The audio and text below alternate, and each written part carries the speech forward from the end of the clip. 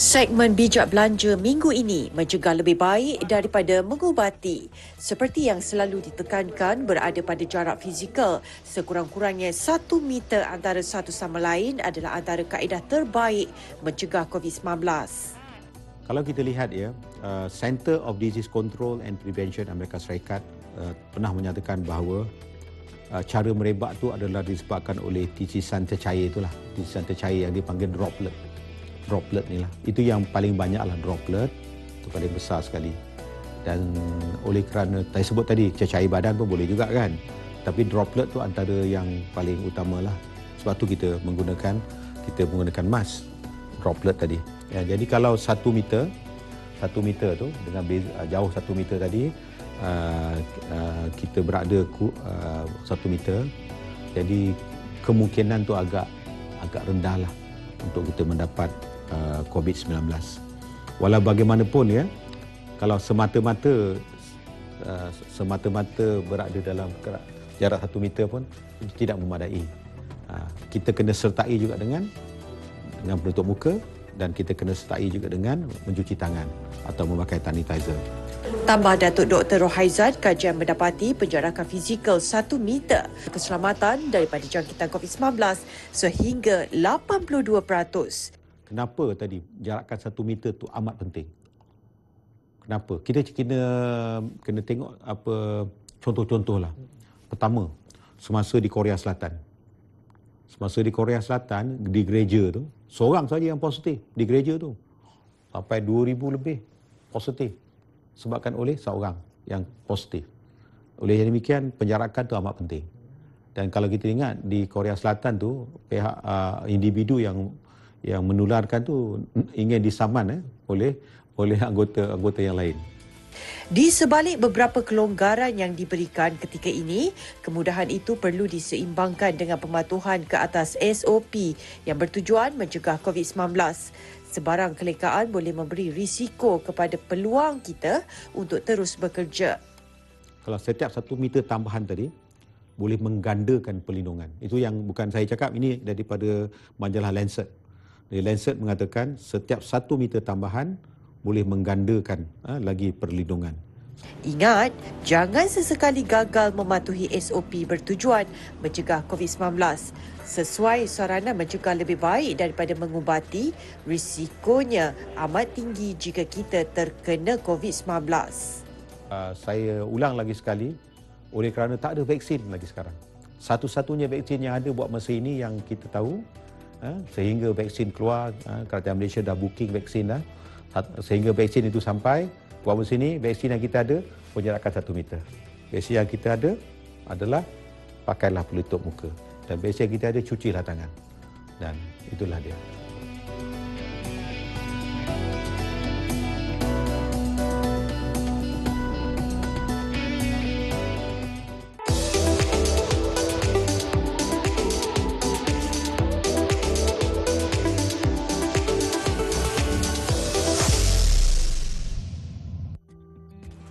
Segmen Bijak Tani minggu ini berbudi kepada tanah pasti ada hasilnya. Dan itu yang sedang dinikmati Muhammad Ali Abdullah, pengusaha ternakan itik nila dan kambing biri-biri. Bermula dengan menternak 2 ekor itik pada tahun 2017, jumlahnya telah bertambah sehingga 300 ekor hasil daripada proses pengeraman dan penetasan telur. Muhammad Ali berkata pada masa ini beliau masih mempunyai baki sebanyak 50 ekor itik lagi di rebanya selepas 250 ekor dibeli oleh penduduk kampung pada Disember lalu.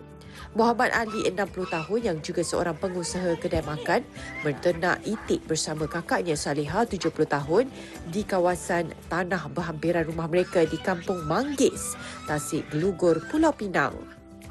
Tanahnya pula cuma seluas 10 meter lebar dan 50 meter panjang.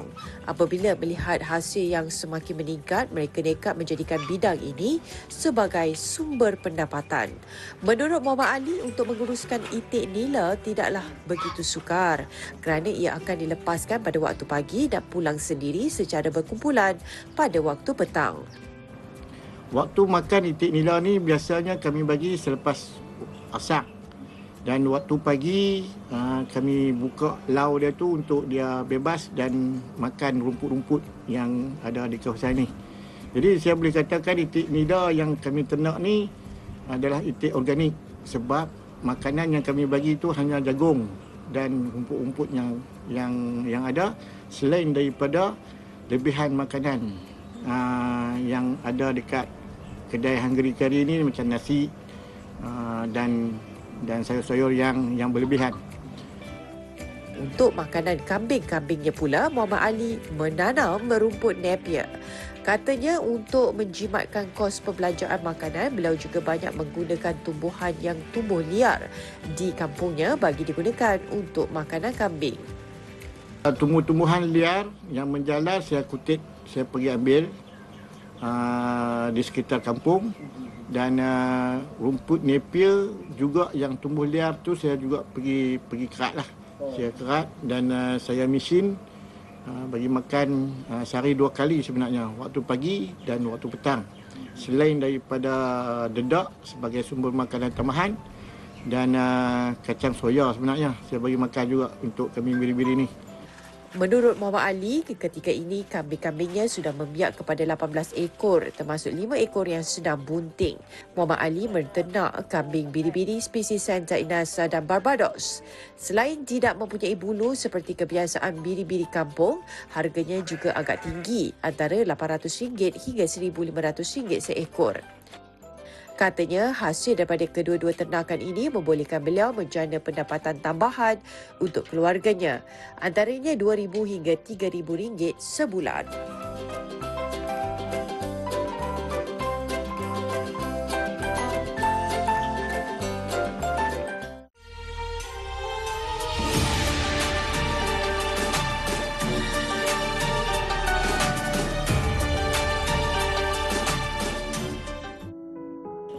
Segmen Cari Pahala TV9 dibesarkan oleh ibu tunggal dalam keadaan serba kekurangan.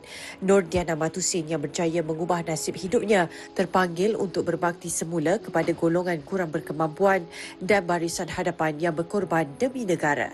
Nur Diana dari Beaufort, Sabah, kematian ayah sejak kecil dan disara oleh ibunya yang hanya bekerja sendiri dengan berpendapatan tidak menentu. Anak keempat daripada 5 beradik yang dikenali sebagai Cik Yana, kini pengasas syarikat pengeluar dan pembekal produk rempah Oden di Puchong, Selangor. Berusia 26 tahun, jiwa Cik Yana rapat dengan mereka yang dalam kepayahan. Baru-baru ini, beliau mengambil inisiatif menyampaikan sumbangan berbentuk makanan bernilai RM174,000 kepada petugas barisan hadapan dan pesakit COVID-19 di pusat kuarantin dan rawatan COVID-19 di Taman Expo Pertanian Malaysia Serdang. Niatnya mahu mengukirkan senyuman dan menghargai pengorbanan petugas selain menyuntik semangat pesakit. Apa yang kita berikan adalah sebab salah satunya kita nak bagi kegembiraan. Sebab kalau kita sakit ni memang kita tak boleh nak keluar kan. So itulah salah satunya company Masak-Masak Cik Ana cara share kegembiraan dan share rezeki dengan orang luar. Program kemasyarakatan ini bukan yang pertama dijalankan oleh syarikat Masak-Masak Cik Yana.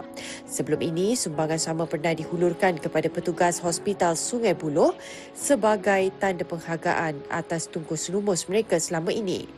InsyaAllah akan datang sebab kita memang rancang dan juga plan sebab lepas ni kita nak bagi sumbangan untuk anak-anak yang kena COVID juga sebab salah satunya mak bapak diorang pun mungkin kekurangan apa orang kata bukanlah orang yang berada.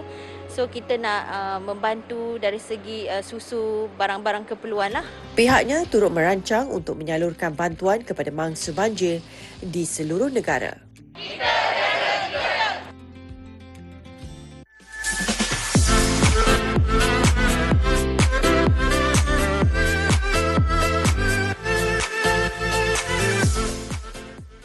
Segmen Pintu Rezeki TV9. Zamri Mat Sharif antara yang layak dikategorikan sebagai insan kreatif. Beliau bijak mempromosi pekerjaannya sebagai tukang urut tradisional. Kekurangan yang ada dalam diri terutamanya kerana masalah komunikasi tidak membataskan Zamri 42 tahun dalam mencari rezeki. Kali ini, ruang di depan rumah ibu angkatnya di Sungai Petani, Kedah digunakan Zamri untuk kerja mengurut. Zamri yang berasal dari Batu Gajah, Perak melakukan kerja ini sejak tahun 2016 bagi menampung perbelanjaan harian keluarga angkatnya yang juga terdiri daripada kalangan anak yatim sepertinya. Jelasnya, dia mula mempelajari teknik dan cara urutan dengan neneknya selepas memikirkan ianya mampu dijadikan sumber rezeki untuk menambahkan pendapatan. Menurut Zamri, dia menawarkan khidmat urutan tangan hingga ke seluruh badan dan upah yang diambilnya agak murah bergantung kepada jenis urutan. Badan dah lebih bosor dah. Tegak lagi, lebih lagi. Wah, panas. Dia kena 3 orang, habis. Kena 5 orang, habis. Hari ni 3, esok 5, esok 10. Lepas tu 10 tak tentu lah, ada. Lepas tu baik 2, esok 4, esok 3. Apa sakit badan. Sakit awak. Tapi Dah ada. Kebas. Tapak kaki kebas. Ada mulut kebas. Pagi malam ngantuk dia, pening. tapi dah nak cari duit kena agak. Nak cari duit bukan buat. Begitupun Zamri amat mementingkan kepuasan pelanggannya dan atas sebab itu beliau juga sedia ke rumah pelanggannya jika diminta. Dalam dia pergi ungut kat rumah orang singgah buat lah.